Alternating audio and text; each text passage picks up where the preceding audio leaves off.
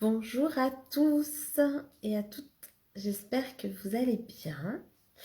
Si vous ne me connaissez pas, je suis Stéphanie Loyer, je suis la fondatrice de Raise Yourself et je vous accompagne à ancrer vos rêves dans la matière, à réaliser vos rêves pour qu'ils deviennent une réalité.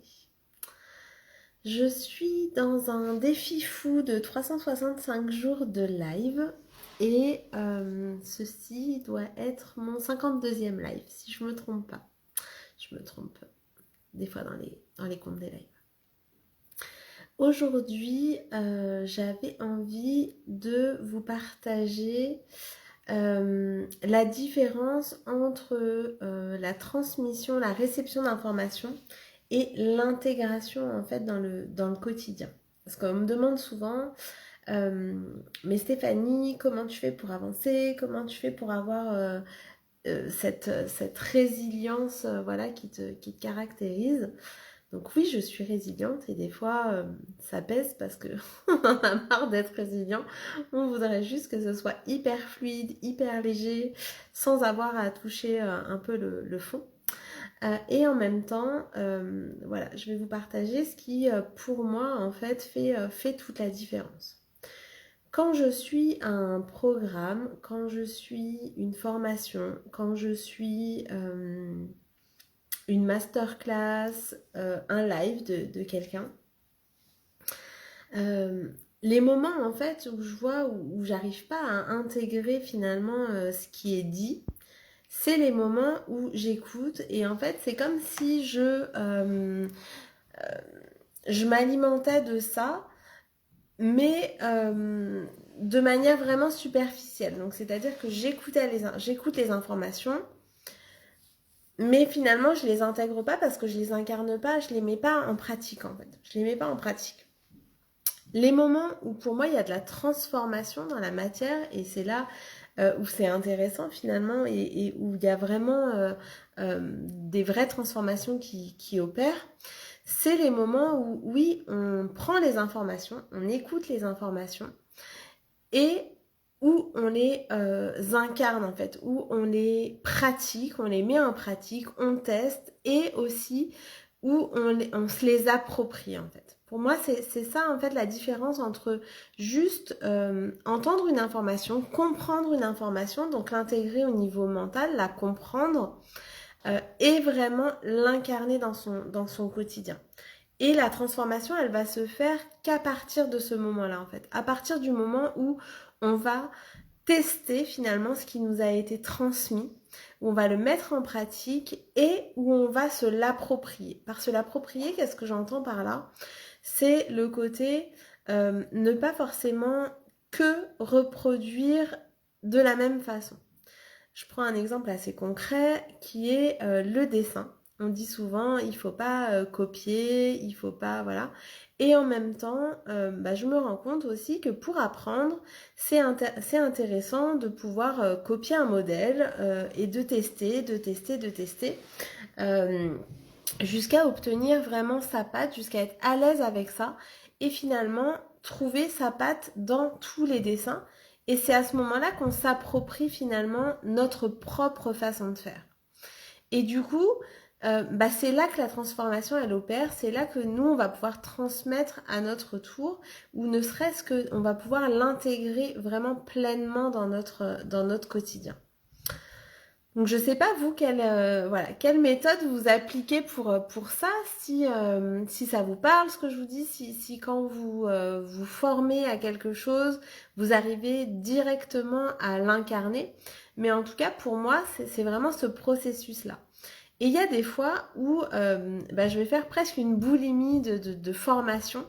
Je vais écouter j'allais dire plein de podcasts, non c'est pas vrai, j'écoute très peu de podcasts, mais je vais écouter plein de lives, je vais suivre des masterclass, je vais suivre des formations, mais en fait je vais pas forcément prendre le temps d'intégrer. Et donc à ce moment-là, c'est comme si j'avais rien retenu du tout finalement. Il y a peut-être une ou deux idées qui restent, mais comme je dis, ça reste des idées.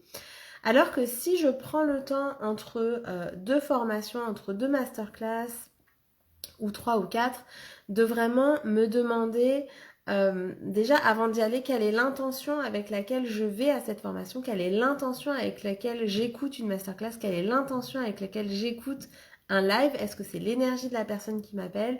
Est-ce que j'y vais pour apprendre quelque chose de nouveau? Est-ce que j'y vais pour une transformation dans mon quotidien? Enfin voilà, c'est vraiment l'intention que je mets derrière les choses qui va être aussi super importante, parce qu'en y allant avec cette intention, bah, je vais être encore plus attentive à ce qu'il y a derrière. Et donc, je vais avoir plus envie finalement de le mettre en pratique après ça.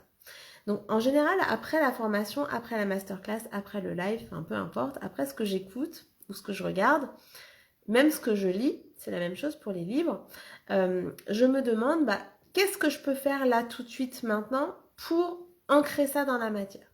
Je retiens pas tout, parce que tout ne m'intéresse pas, et je crois qu'il faut se lâcher un peu la grappe sur faut tout retenir d'une formation. Non, je pense que dans une formation, ce qui va être vraiment important, une formation dans un accompagnement, dans quelque chose que vous lisez, ce qui va être vraiment important, c'est ce qui vous parle à vous, c'est ce qui vous touche vous, parce que c'est ça en fait, le message que vous devez recevoir à ce moment-là. C'est comme quand on fait un tirage de cartes, tout va pas forcément nous parler, mais par contre, ça va venir en fait réveiller quelque chose chez nous. Donc quand ça vient éveiller quelque chose chez moi, je me demande bah, pourquoi c'est là, qu'est-ce que ça vient éveiller, pourquoi c'est là, et surtout derrière ça en fait, comment je vais pouvoir l'intégrer dans mon quotidien. Par exemple, hier matin, j'ai participé avec une de mes mentors à un de ces programmes.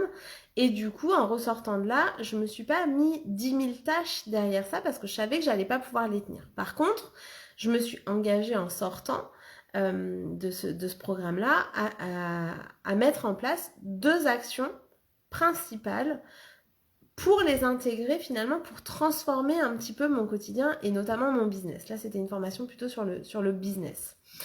Et du coup, bah, je suis sortie avec 2 tâches à effectuer. Et donc, ces tâches-là, ces actions-là, elles ont été en priorité dans ma liste aujourd'hui. Aujourd'hui, et si je ne peux pas le faire le lendemain, si je ne peux pas le faire le jour même, je le planifie directement dans mon agenda pour y aller. Alors, de 2 choses l'une, soit j'arrive à y aller directement et c'est ok, et du coup c'est là que se fait vraiment la transformation, c'est comment j'arrive à mettre en place et comment je m'approprie l'outil, l'idée, comment je le vis moi dans mon corps, comment j'ai envie moi de le vivre dans mon quotidien. Donc ça c'est la première chose. Ou alors, ça arrive aussi que je procrastine à le faire, à me dire, bah, je fais plein d'autres choses avant finalement de faire ces 2 actions que je me suis engagée à faire. Et dans ces cas-là, je vais regarder en fait quelles sont les peurs, quelles sont les croyances, quelles sont les limites qui font que je procrastine en fait sur ces 2 actions-là. Est-ce que bah, c'est parce que ça m'ennuie, j'ai pas finalement de désir à le faire? Est-ce que finalement l'excitation du moment est passée? Est-ce que j'ai peur de découvrir des choses en mettant ça en place? Est-ce que j'ai peur que ça me prenne trop de temps, trop d'énergie, que ça me fatigue? Enfin voilà, quelle est la peur qui se cache derrière ça? Et du coup, ce que je vais toujours essayer de faire, c'est de le faire quand même, en fait. Bah, soit vraiment ça me correspond plus et du coup, ben, je me dis, bah, je le verrai plus tard et c'est ok, mais pas juste parce que ça me correspond plus. Donc, soit vraiment je l'enlève de ma liste de choses à faire, soit je le ferai plus tard, soit je me contrains finalement à le faire quand même, mais d'une manière différente. C'est-à-dire que si j'ai peur que ça me fatigue, bah, je vais regarder, je vais dire, bon bah ok, dans ces cas-là, à quel moment de la journée je suis moins fatiguée pour pouvoir le faire? Ou alors, est-ce que je peux le diviser en plusieurs actions qui me paraîtront moins fatigantes? Si j'ai des peurs derrière, que ça me révèle quelque chose que j'ai pas envie de voir, bah au contraire, je vais aller mettre la lumière dessus, je vais faire cette action-là pour que ça me révèle finalement au plus vite ce que j'ai pas envie de voir. Parce que ce dont je me suis rendu compte là avec cette expérience révélation là du mois de janvier, c'est qu'à chaque fois que je mets de la lumière sur une peur, sur une croyance, sur là où j'en suis, bah ça me fait un tremplin, ça fait vraiment comme un tremplin pour atteindre le niveau suivant finalement, le niveau suivant d'évolution. Et ça n'a pas de prix en fait. Donc oui, c'est c'est courageux. Oui, ça demande du courage. Oui, ça demande de se remettre en question. Oui, ça demande de prendre du temps et d'aller regarder vraiment où on en est. Mais en même temps, ce qu'il en ressort derrière est tellement plus fort, tellement plus vibrant que de ne pas aller regarder. Voilà, enfin, c'est vraiment, c'est le jour et la nuit finalement. Et du coup, c'est ça qui va faire que la formation, le live, enfin, que ce soit payant ou gratuit, c'est pareil en fait. Hein. Mon temps est précieux, votre temps est précieux. Donc de mettre de l'intention dans ce qu'on fait à l'avance, de regarder ce qu'on en retire, même si c'est une chose et c'est ok. Donc se poser la question de si je devais retirer une seule chose là du temps que je viens de passer à lire ce livre, à regarder ce live, à suivre cette formation, à m'impliquer dans cette action, qu'est-ce que j'en retire et qu'est-ce que j'ai envie de mettre en place derrière ça dans mon quotidien en fait. Ça peut être juste de le ressentir déjà. Déjà de ressentir, de faire une pause, ça c'est une intention. D'écouter une belle musique juste pour faire une pause, c'est déjà une intention. Et du coup, qu'est-ce que j'en retire derrière? C'est ça m'a fait du bien d'écouter la musique, de me poser 2 minutes pour écouter cette musique-là, cette chanson-là. Et du coup, j'ai envie de la mettre encore plus en place dans mon quotidien. Ça peut être vraiment des actions aussi petites que ça, aussi faciles à mettre en place que ça.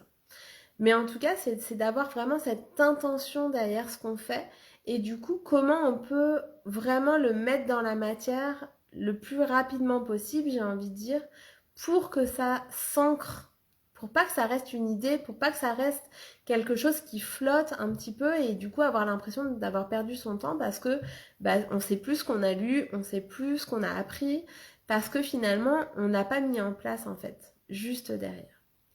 Donc ça, c'était mon partage pour vous aujourd'hui. Donc si vous aviez quelque chose à retenir en fait de ce live, qu'est-ce que ce serait pour vous? Si vous aviez une action que vous voudriez mettre en place suite à ce live, laquelle serait-elle? Et comment vous pouvez la mettre dès maintenant, n'attendez pas, dès maintenant, dans votre quotidien en fait. Et si vous ne le faites pas juste après cette vidéo, notez-le dans votre agenda pour pouvoir le mettre en place et regardez ce que ça vous apporte en fait de le faire.